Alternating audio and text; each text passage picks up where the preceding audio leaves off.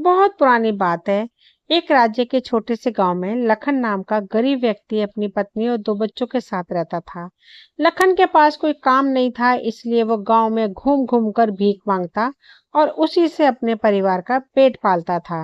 एक दिन की बात है, लखन को भीख मांगते हुए दिन भर लग गया और बड़ी मुश्किल से उसे थोड़ा बहुत खाना नसीब हुआ। लखन ने सोचा, आज तो थोड़ा ही भोजन मिला है, अब मुझे घर जाना चाहिए। लखन ने घर पहुंचते अपनी पत्नी से कहा, अरे भाग्यवान, बच्चों को जगा दो, देखो मैं भोजन लेके आया हूँ। उसकी पत्नी रुक्मणी ने कहा, बेचारे बच्चे भूखे ही सो गए हैं आपका इंतजार करते करते। देखो जी, या तो कोई काम ढूंढ लो वरना हमें मार डालो। मुझसे बच्चों की ये हालत देखी नहीं जाती। वैसे भी आप पूरा समय भीख भी कहाँ मांगते हो, आपको राजा की दोस्ती निभाने से ही फुर्सत कहाँ मिलती है। भाग्यवान, तुम बेवजह नाराज होती हो, आखिर वह हमारे राज्य के राजा हैं और तुम्हें तो खुश होना चाहिए कि इस राज्य का राजा मेरा बचपन का मित्र है।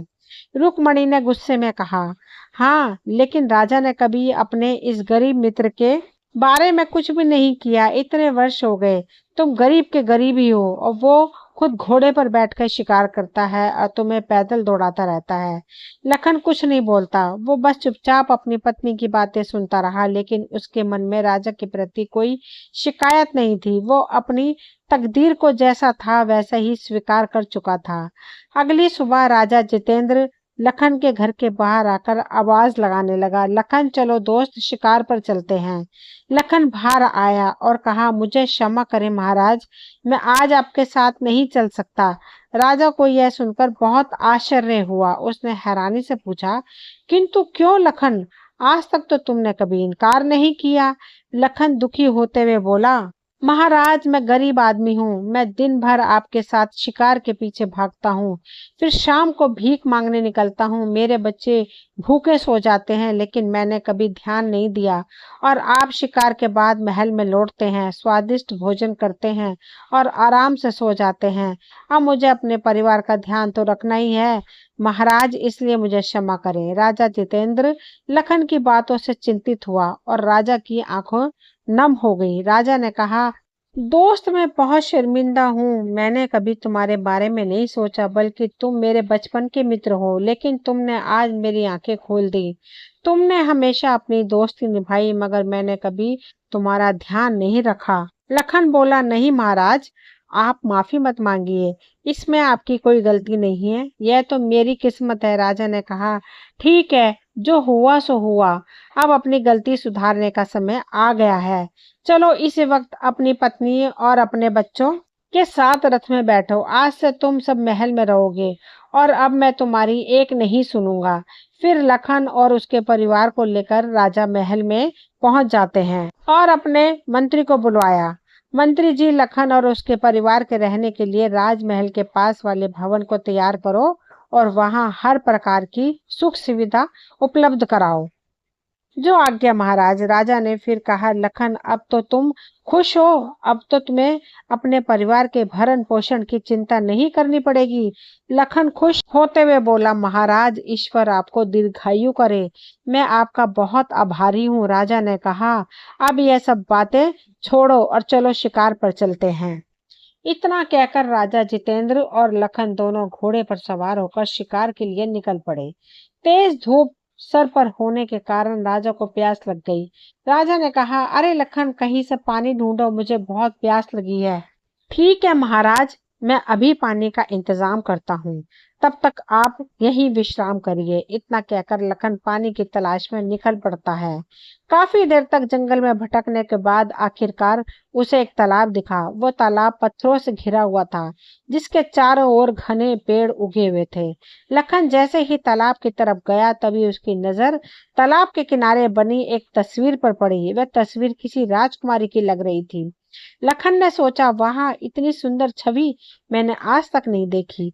महाराज अगर इस तस्वीर को देख लेंगे तो वह इस लड़की पर मोहित हो जाएंगे, लेकिन मुझे नहीं पता यह कौन है और कहाँ की राजकुमारी है और यह तस्वीर यहाँ क्यों बनी हुई है। मुझे इस तस्वीर को छुपाना होगा। फिर लखन ने तालाब से मिट्टी उठाई, उसमें पानी मिलाकर कीचड़ बनाया और तस्वीर पर इस तरह से पाट दिया कि वह पूरी तरह ढक गई। तभी वहां राजा जितेंद्र आ गया। राजा को लखन कहने लगा, अरे महाराज, आपने यहाँ आने का कष्ट क्यों किया? राजा बोला, बस हमें बहुत जोरों से प्यास लगी थी, हमसे रहा नहीं गया। इतना कहकर राजा पानी पीने लगते हैं। तभी राजा की नजर तालाब के किनारे पड़े एक पत्थर पर पड़ी, जिस पर गीली मिट्टी लिपटी हुई थी। अरे लखन, ये कैसा गंदा पत्थर है, इसे साफ करना चाहिए।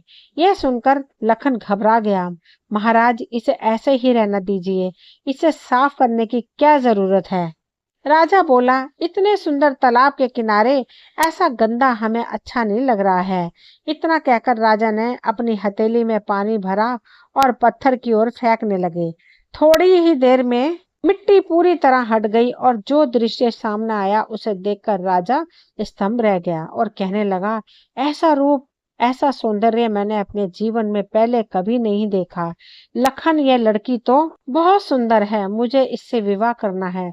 लखन ने सोचा, जिसका डर था वही हुआ। अब महाराज इस तस्वीर के मोह में फंस गए। लखन ने कहा, महाराज, मुझे बहुत भूख लगी है और हम दूसरे राज्य की सीमा में आ चुके हैं। मैं भोजन की व्यवस्था करके शाम तक आपके पास लौट आऊंगा, आप यहीं आराम करें। राजा ने कहा, हाँ हाँ लखन, तुम जाओ, मैं तुम्हारी यहीं प्रतीक्षा करूंगा। इसके बाद लखन भोजन की तलाश में पास के राज्य में चला गया और राजा वहीं ठहर गया और उसी तस्वीर को निहारता रहा। अचानक राजा को तालाब के पानी में हलचल महसूस हुई। जब राजा ने गौर किया तो पाया कि पानी में अजीब लहरें उठ रही थी। राजा चौंक गया। तभी तालाब से एक भयानक राक्षस बाहर निकल आया, जो देखने में बहुत ही डरावना था। उसके लंबे नाखून और डरावनी आंखें चमक रही थी। राक्षस बोला, कौन हो तुम और तुम्हारी यहाँ आने की हिम्मत कैसे हुई? अगर तुम्हें अपनी जान प्यारी है तो यहाँ से चले जाओ। राजा ने कहा, जब तक मेरा मित्र नहीं आ जाता मैं यहाँ से कहीं नहीं जाऊंगा। राक्षस को राजा की बातों पर गुस्सा आ गया। तभी राक्षस ने राजा को पकड़ लिया। राजा ने एकदम से अपनी तलवार निकाली और राक्षस पर हमला कर दिया। राजा ने राक्षस के शरीर के बीच में से दो टुकड़े कर दिए और राक्षस वहीं मर गया। तभी राजा को राक्षस के पेट से कुछ दिखाई दिया। अरे ये क्या, राक्षस के पेट में ये नीला मोती कैसे आया? आखिर इस मोती का क्या राज है? राजा ने उस मोती को उठाया और राक्षस को वहीं दफना दिया। राजा ने उस मोती को धोने के लिए तालाब के किनारे आ जाता है। राजा जैसे ही मोती को पानी में डालता है, तभी पानी अचानक से इधर उधर हटने लगता है और वहां सीढ़ियां रहती हैं। राजा सोचने लगता है, इस तालाब में कुछ तो रहस्य है और यह रहस्य मुझे सुलझाना ही होगा। देखना चाहिए कि यह सीढ़ियां कहाँ जाती हैं और इनका क्या भेद है। राजा धीरे धीरे सीढ़ियां उतरने लगा। जैसे जैसे वह नीचे बढ़ता गया, उसे एहसास हुआ कि पानी केवल मोती के भाव से हट रहा है। करीब 50 सीढ़ियां उतरने के बाद उसकी नजर पानी के अंदर बने हुए महल पर पड़ी। महल बेहद भव्य था और फर्श पर कीमती पत्थर जड़े हुए थे। राजा जितेंद्र यह देखकर हैरान रह गया। वो आगे बढ़ा और एक कक्ष में पहुंचा तो उसने देखा कि कक्ष के बीचों बीच एक सुनहरा पलंग रखा था और उस पर एक सुंदर राजकुमारी लेटी हुई थी। राजा को उसे देख के सोचा, यह वही लड़की थी जिसकी तस्वीर उसने तालाब के किनारे वाले पत्थर पर देखी थी। राजा उसे देखता ही रह गया। जब राजकुमारी ने राजा को देखा तो उसके आंखों से आंसू बहने लगे। राजा जितेंद्र ने पूछा, हे सुंदरी, तुम कौन हो और यह महल किसका है? राजकुमारी ने कहा, मैं इस राज्य के राजा की पुत्री हूँ। यह महल एक खतरनाक राक्षस का है। वो 2 साल पहले मुझे मेरे महल से उठा लाया था। राजा ने कहा, वह राक्षस अब कहाँ है? राजकुमारी बोली, वो अभी शिकार के लिए बाहर गया हुआ है। शाम के वक्त वो बाहर जाता है और लोगों को मारकर उनका उनका खून पी जाता है। राजा यह सुनकर मुस्कुराया और बोला, राजकुमारी, अब आपको डरने की कोई जरूरत नहीं। मैंने उसे मारकर उसके शरीर के टुकड़े कर दिए हैं। राजकुमारी चौंक कर बोली, क्या यह सच है? राजा बोला, हाँ सुंदरी, लेकिन तुम हो कौन? मैंने तालाब के बाहर तुम्हारा चित्र देखा था। मैं उसी वक्त तुम्हारी सुंदरता पे मोहित हो गया था। राजकुमारी बोली, वो चित्र मेरे पिता ने बनवाया था। एक दिन इस राक्षस ने मुझे महल में देख लिया और यह भेष बदलकर महल आया। इसने मेरे माता पिता को मार दिया और मुझे बंदी बनाकर यहाँ ले आया। उस राक्षस को 10 बलि की जरूरत थी। 10 बलि लेने पर वो बहुत शक्तिशाली हो जाता और फिर वो अपनी शक्ति से इंसानी रूप में परिवर्तित हो जाता और मुझसे विवाह कर लेता। तभी राजा जितेंद्र ने कहा, राजकुमारी, मैं तुमसे विवाह करना चाहता हूँ, क्या तुम मेरी रानी बनोगी? यह सब सुनकर राजकुमारी मुस्कुराकर बोली, हाँ महाराज, बल्कि यह तो मेरे लिए सौभाग्य की बात होगी। यह सब सुनकर राजा जितेंद्र बहुत खुश हो गया। दूसरी ओर जब शाम को लखन तालाब के किनारे पहुंचा और राजा को वहां न पाकर परेशान हो गया, तभी लखन की नजर तालाब के किनारे बनी एक कब्र पे पड़ी, जहां पर राजा ने राक्षस को दफन किया था। कब्र को देखकर लखन चौंक गया और सोचने लगा, अरे, जब मैं यहाँ आया था तब तो यहाँ कोई कब्र नहीं थी, लेकिन अब यह कब्र यहाँ कैसे आई और राजा भी कहीं दिखाई नहीं दे रहे हैं। क्या राजा को किसी ने मारकर यहाँ तो दफन नहीं कर दिया? यह सोचकर लखन दुखी हो गया और जमीन पर बैठकर जोर जोर से रोने लगा और कहने लगा, अब मैं कभी अपने घर वापस नहीं जाऊंगा, सारी उम्र यहाँ इस राजा की कब्र की देखभाल करूंगा। रात भर लखन वहीं बैठकर रोता रहा और फिर सुबह हो जाती है। लखन कुछ खाने की तलाश में वहां से चला जाता है। दूसरी ओर राजा जितेंद्र ने राजकुमारी से कहा, राजकुमारी, मैं तालाब के बाहर जाकर देखता हूँ। लखन रात भर तालाब के किनारे बैठकर मेरी प्रतीक्षा कर रहा होगा। राजा जैसे ही तालाब से बाहर आते हैं वे चौंक जाते हैं, वहां लखन नहीं था। राजा राजकुमारी के पास आकर कहता है, लखन मुझे कहीं दिखाई नहीं। राजकुमारी बोली, हमें लगता है आपका मित्र अपने घर लौट गया होगा। राजा ने कहा, नहीं राजकुमारी, लखन हमारे बिना घर नहीं जा सकता। जब तक लखन नहीं आ जाता हम महल नहीं जाएंगे। और फिर जब भी राजा और राजकुमारी तालाब से बाहर निकलते, उसी समय लखन राज्य में भीख मांगने चला गया होता और शाम को लखन वापस लौटता। तब राजा और राजकुमारी महल के अंदर चले जाते। ऐसे ही देखते देखते पूरा एक हफ्ता बीत गया, लेकिन राजा और लखन की मुलाकात नहीं हो पाई। राजा जितेंद्र तालाब के अंदर महल में जाकर सो गए। तभी राजकुमारी बाहर जाने के लिए राजा के जेब से मोती निकाला और तालाब के बाहर आ गई। राजकुमारी तालाब के किनारे टहल रही थी। अचानक उसकी नजर एक चरवाहे पे पड़ी। जैसे ही चरवाहे की नजर राजकुमारी पे पड़ी तो वो हैरान रह जाता है और सोचने लगता है, अरे ये लड़की कौन है? अरे यहाँ क्या कर रही है? राजकुमारी भी उसे देखकर घबरा गई और डर के मारे वो तेजी से तालाब की ओर भागी। भागते हुए राजकुमारी का एक जूता पीछे छूट गया, लेकिन वो उसे उठाने के लिए नहीं रुकी। वो सीधा तालाब में कूद गई। चरवाहे ने देखा राजकुमारी पानी में समा गई है। वो सोचने लगा, यह पानी में क्यों समा गई? क्या यहाँ कोई जल परी थी? तभी उसकी नजर उस चमकते हुए सुनहरे जूते पे पड़ी, जो दिन की रोशनी में जगमगा रहा था। चरवाहे ने उसे उठा लिया। यह जूता तो अद्भुत है। अगर मैं यह जूता अपने राजा को भेंट करूं तो राजा मुझे जरूर एक अच्छा इनाम देंगे। इतना सोचकर चरवाहा महल की ओर बढ़ गया, जहां का राजा उदय प्रताप था। चरवाहा राजा के महल में पहुंचकर बोला, प्रणाम महाराज। महाराज, मैं आपके लिए एक बहुत ही अनोखी चीज लाया हूँ। उदय प्रताप ने कहा, दिखाओ आखिर तुम क्या लाए हो। चरवाहे ने वह जूता राजा को दिया। राजा उसे देखकर हैरान होते हुए बोले, इस जूते पर तो कीमती रत्न जड़े हुए हैं और यह किसी राजघराने की वस्तु लग रही है। यह तो बहुत ही सुंदर और अनमोल जूता है। तुम्हें यह कहाँ से मिला? इसके बाद चरवाहे ने पूरी कहानी राजा को सुनाई। महाराज, वह लड़की बहुत ही सुंदर थी। ऐसा लग रहा था जैसे परी लोक से कोई परी उतर आई हो। इसके बाद राजा ने चरवाहों को इनाम दिया। राजा ने अपने मंत्री से कहा, मंत्री जी, हमें इस अप्सरा को पाने की इच्छा हो रही है। जल्द इस राजकुमारी को हमारे सामने पेश किया जाए। मंत्री ने कहा, महाराज, गांव में एक बूढ़ी औरत है जो बहुत ही चालाक है, जो किसी भी रहस्य को सुलझा सकती है। वह तांत्रिक विद्या भी जानती है। ठीक है मंत्री जी, अभी उसको दरबार में पेश करो। राजा के आदेश पर उस बूढ़ी औरत को पेश किया गया। वो अपनी चालाकी और मायावी तरीकों के लिए मशहूर थी। राजा ने उसको सारी घटना विस्तार से बताई और बोले, तुम्हें उस अप्सरा को हमारे सामने पेश करना होगा। हम बदले में तुम्हें ढेर सारा सोना चांदी देंगे, लेकिन अगर तुम असफल रही तो तुम्हारी मौत निश्चित है। सोने चांदी की बातें सुनकर वो बूढ़ी औरत खुश हो गई।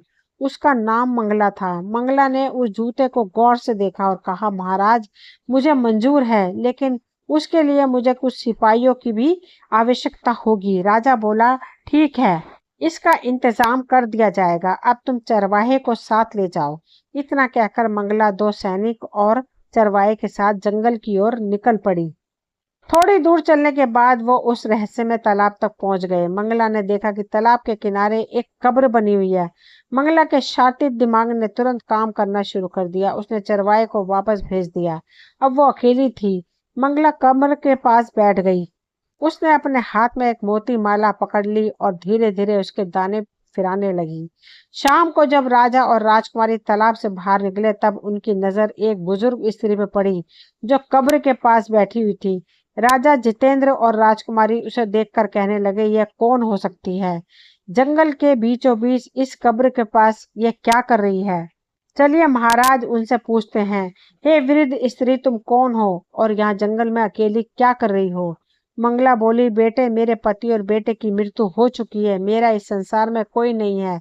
मैं अपना शेष जीवन ईश्वर की भक्ति में बिताना चाहती हूँ, इसलिए जंगलों में आई हूँ। राजा जितेंद्र ने कहा, लेकिन तुम इस कब्र के पास क्यों बैठी हो? मंगला बोली, जब मैं जंगल में आई तो मेरी नजर इस कब्र पर गई। मुझे नहीं पता यह कब्र किसकी है, लेकिन मैं इसकी आत्मा की शांति के लिए यहाँ ईश्वर को याद कर रही हूँ। लेकिन तुम दोनों इस तालाब में कैसे रह रहे हो? इसमें तो पानी भरा हुआ है।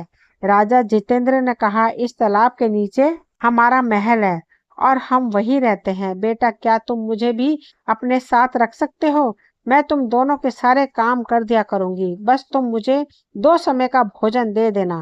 राजकुमारी को उस बूढ़ी स्त्री पर दया आ गई। राजकुमारी बोली, महाराज, हमें एक दासी की भी जरूरत है और अगर हम इसे अपने साथ रख लें तो पुण्य का काम होगा, वरना यह बेचारी भूख से मर जाएगी। राजा जितेंद्र ने कहा, ठीक है। मंगला बोली, तुम्हारा बहुत बहुत धन्यवाद बेटा। ईश्वर तुम दोनों को सदा खुश रखे। अब मंगला उनके साथ महल में रहने लगी थी। अगले दिन राजा जितेंद्र महल के बाहर आते हैं और सोचते हैं, लखन का इंतजार करते हैं और फिर तालाब के अंदर जाकर राजकुमारी से कहते हैं कि मुझे काफी दिन हो गए, लखन का कुछ पता नहीं चला। अब मुझे लखन को राज्य में जाकर ढूंढना होगा। मैं ऐसे शांत नहीं बैठ सकता।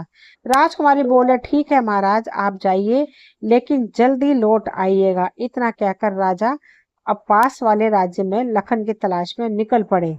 वो हर भिखारी को ध्यान से देख रहे थे, लेकिन उन्हें लखन कहीं नजर नहीं आया। राजा निराश होकर महल लौट आए। राजा की आंखों में उदासी देखकर राजकुमारी समझ गई कि लखन का कुछ पता नहीं मिला है।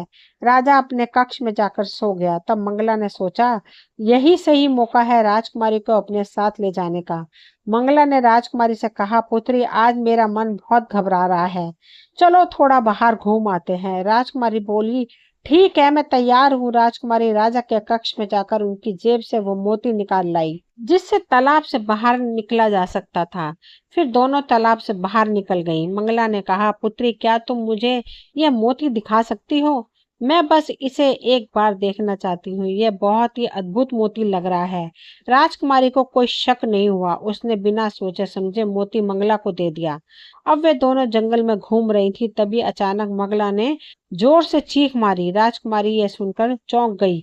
वो तुरंत मंगला के पास गई। वो कुछ सोच पाती उससे पहले 2 सैनिक तलवार लिए राजकुमारी के पास आ गए। तभी मंगला ने उसे पकड़ लिया। राजकुमारी ने कहा, ए दुष्ट औरत, तुमने यह सब क्यों किया? कोई मुझे बचाओ, बचाओ। राजकुमारी ने पूरी ताकत से चीखने की कोशिश की, लेकिन वहां कोई नहीं था जो उसकी मदद कर सकता। सैनिक राजकुमारी को पकड़कर महल ले आए। जैसे ही राजकुमारी महल आई, वहां का राजा उसे देखते ही रह गया। राजा उसकी सुंदरता देखकर मंत्रमुग्ध हो गया। उसने प्रसन्न होकर मंगला को 5,000 स्वर्ण मुद्राएं दी और मंगला वहां से चली गई। मंगला के पास वह मोती था जिससे तालाब के महल का रास्ता खुलता था। राजा ने राजकुमारी से कहा, हे सुंदरी, क्या तुम्हें यहाँ आकर खुशी नहीं हुई? राजकुमारी बोली, बिल्कुल भी नहीं। राजा बोला, जल्दी तुम खुश हो जाओगी। मैं तुमसे विवाह करना चाहता हूँ। मैं आपसे विवाह कभी नहीं करूंगी। इससे अच्छा मैं अपनी जान देना बेहतर समझूंगी। तुम्हें अंदाजा भी है कि तुम किससे बात कर रही हो? मैं तुमसे कभी विवाह नहीं करूंगी। यह मेरा अंतिम निर्णय है। राजा ने कुछ क्षण सोचा, फिर गंभीर स्वर में पूछा, क्या तुम पहले से विवाहित हो? राजकुमारी बोली, मैं पड़ोसी राज्य के राजा की पत्नी हूँ। वह शीघ्र ही मुझे मुक्त कराने के लिए आएंगे। राजा बोला, ठीक है, अगर 1 महीने के भीतर तुम्हारा राजा तुम्हें लेने आ गया तो मैं तुम्हें स्वतंत्र कर दूंगा, लेकिन यदि वह नहीं आया तो तुम्हें मुझसे विवाह करना होगा। राजा ने सैनिकों को आदेश दिया, राजकुमारी के हर आदेश का पालन करें, लेकिन यह ध्यान रहे कि वे महल में बाहर न जा पाए। फिर कुछ दिन बाद राजकुमारी ने कहा, मंत्री जी, मेरी ओर से एक भंडारा स्थापित किया जाए, जहां हर निर्धन और जरूरतमंद व्यक्ति को दिन में 2 बार भोजन मिले। लेकिन ध्यान रहे, हर व्यक्ति को भोजन खिलाने के बाद या पहले उसकी कहानी सुनी जाएगी। मैं स्वयं उन लोगों से मिलूंगी और उनकी समस्याएं सुनूंगी। इससे हम गरीब लोगों की मदद करके उनका दुख दूर कर पाएंगे। मंत्री बोला, आपके आदेश का पालन होगा। इसके बाद उसी दिन से महल में भंडारा खोल दिया गया। राजकुमारी अकेले एक कक्ष में बैठी रहती और आने वाले प्रत्येक निर्धन व्यक्ति से उसकी कहानी सुनती। लोग आते, भोजन करते, अपनी व्यथा सुनाते और चले जाते। लेकिन जिस व्यक्ति के लिए राजकुमारी ने यह भंडारा स्थापित किया था, वह अब तक नहीं आया था। वह व्यक्ति था लखन। राजकुमारी को पूरा विश्वास था कि लखन कभी न कभी भंडारे में जरूर आएगा। अब इस भंडारे को खुले हुए 15 दिन हो चुके थे पूरे, लेकिन लखन का कोई पता नहीं चला। मगर इस दौरान पूरे नगर में राजकुमारी की दयालुता की चर्चा फैल चुकी थी। उधर दूसरी तरफ लखन रात भर तालाब के किनारे वाली कब्र के पास बैठा रहता और सुबह गांव में भीख मांगता। तभी लखन को एक बूढ़ा व्यक्ति मिला। उसने लखन से कहा, तुम हर रोज घर घर जाकर भिक्षा मांगते हो, उधर महल में दिन रात भोजन मिलता है, वहां जाकर भोजन क्यों नहीं खाते? इस राज्य की राजकुमारी बहुत ही दयालु है, वह हर रोज गरीबों को खाना खिलाती है। यह बात सुनकर लखन चौंक गया। कहीं यह वही राजकुमारी तो नहीं जिसकी तस्वीर मैंने तालाब किनारे देखी थी? मुझे जाकर देखना चाहिए। लखन भंडारे में गया, भोजन किया। फिर वहां के सैनिकों ने कहा, अब तुम्हें राजकुमारी से भेंट करनी होगी, वह तुम्हारे बारे में पूछेगी। उसके बाद लखन को उस कक्ष में ले जाया गया जहां राजकुमारी बैठी थी। लखन ने जैसे ही राजकुमारी को देखा, एक पल के लिए उसकी सांसें ही थम गई। यह तो वही चेहरा है जो मैंने झील के किनारे की चित्रकारी में देखा था। राजकुमारी ने कहा, तुम्हारा नाम क्या है? लखन ने जैसे ही अपना नाम कहा, राजकुमारी ने लखन नाम सुना, उसकी आंखों में आंसू आ गए और फिर अगले ही पल वो तेजी से आगे बढ़ी और लखन को भैया कहकर गले लगा लिया। लखन को कुछ समझ में नहीं आया। उसने कहा, राजकुमारी जी, लगता है आपको कोई गलतफहमी हुई है। मेरी कोई बहन नहीं है, मैं तो एक साधारण सा भिखारी हूँ। मेरा राज परिवार से कोई संबंध नहीं है। राजकुमारी ने कहा, क्या तुम राजा जितेंद्र को जानते हो? लखन बोला, राजा जितेंद्र? वो तो मेरा मित्र था, लेकिन भगवान ने उन्हें मुझसे छीन लिया। मैं रात भर उनकी कब्र पर बैठा रहता हूँ। इतना कहकर लखन रोने लगा। राजकुमारी बोली, नहीं भाई, राजा जितेंद्र मरे नहीं है, बल्कि वे जीवित हैं। लखन बोला, क्या यह सत्य कह रही हो? इसके बाद राजकुमारी ने लखन को पूरी घटना विस्तार से बताई। अब हमें राजा को वहां से निकालने का कोई उपाय सोचना होगा। राजकुमारी, मैं आपसे वादा करता हूँ, मैं जल्द ही राजा को आपके सामने लेकर आऊंगा। उससे पहले मुझे वह मोती हासिल करना होगा, चाहे उसके लिए मुझे किसी भी हद तक क्यों न जाना पड़े। राजकुमारी बोली, उस वृद्ध स्त्री का नाम मंगला है, वो इसी राज्य में रहती है। इतना सुनते ही लखन वहां से निकल पड़ा। लखन ने मंगला का मकान ढूंढने की कोशिश की। कई गलियों में भटकने के बाद आखिरकार उसे वो मकान मिल ही गया। वो एक पुरानी झोपड़ी थी। लखन वहां भीख मांगने लगा। माई, कुछ भिक्षा दे दो। मंगला बाहर आई। यहाँ तुम्हें कोई भिक्षा नहीं मिलेगी। अगर भिक्षा लेनी है तो महल जाओ, वहां सुबह शाम भोजन मिलता है।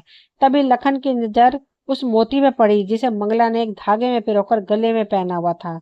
लखन रात होने का इंतजार करने लगा। जैसे ही रात हो गई, लखन ने चुपके से मंगला की खिड़की में झांक कर देखा। मंगला ने उस मोती को अपने गले से उतारकर बिस्तर पर रख लिया था। लखन ने एक डंडे की मदद से उस मोती को ले लिया और तुरंत जंगल की ओर चल पड़ा। वो बहुत खुश था कि आज वो अपने दोस्त से मिलेगा। उधर दूसरी तरफ राजा को राजकुमारी की बहुत चिंता सता रही थी। राजा जितेंद्र सोच रहा था, आखिर राजकुमारी कहाँ गई? क्या मुझे सारी उम्र इसी महल में बितानी होगी?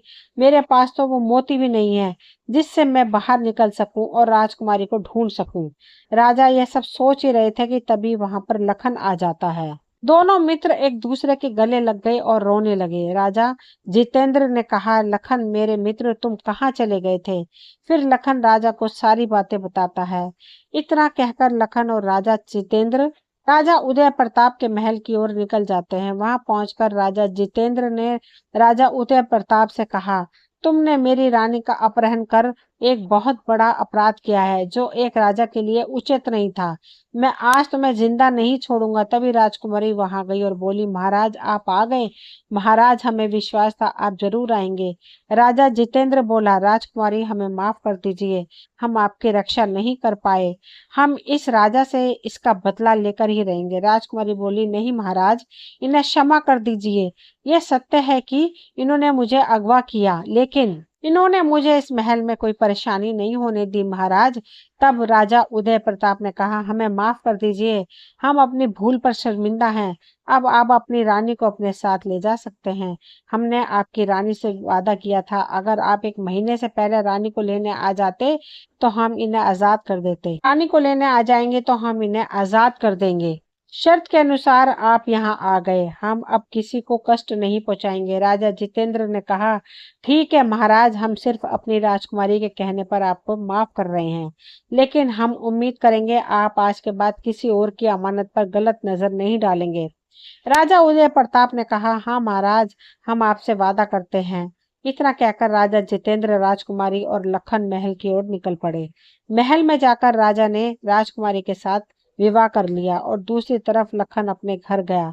वहां उसे देखते ही रुक्मणी रोते हुए उसके गले से लिपट गई और कहने लगी, कहाँ चले गए थे आप हमें छोड़कर। फिर लखन ने सारी घटना अपनी रुक्मणी को बताई और कहा, भाग्यवान, मुझे माफ कर दो। अब मैं तुम्हें छोड़कर कभी नहीं जाऊंगा, अब से मैं कभी भिक्षा नहीं मांगूंगा। रुक्मणी ने लखन को माफ कर दिया। फिर राजा जितेंद्र ने लखन को अपने दरबार में एक अच्छे पद पर नौकरी दिया और इस प्रकार लखन और राजा जितेंद्र की मित्रता भी बरकरार रही। वे सभी लोग खुशी खुशी एक साथ रहने लगे। दोस्तों, ये थी आज की कहानी। अगर कहानी पसंद आई हो तो प्लीज चैनल को सब्सक्राइब करें। मेरी रिक्वेस्ट है आपसे, चैनल को सब्सक्राइब करें, वीडियो को लाइक शेयर करें, कमेंट करें। मिलती हूँ अगली कोई नई कहानी लेकर। कहानी सुनने के लिए आप सभी का तहे दिल से शुक्रिया।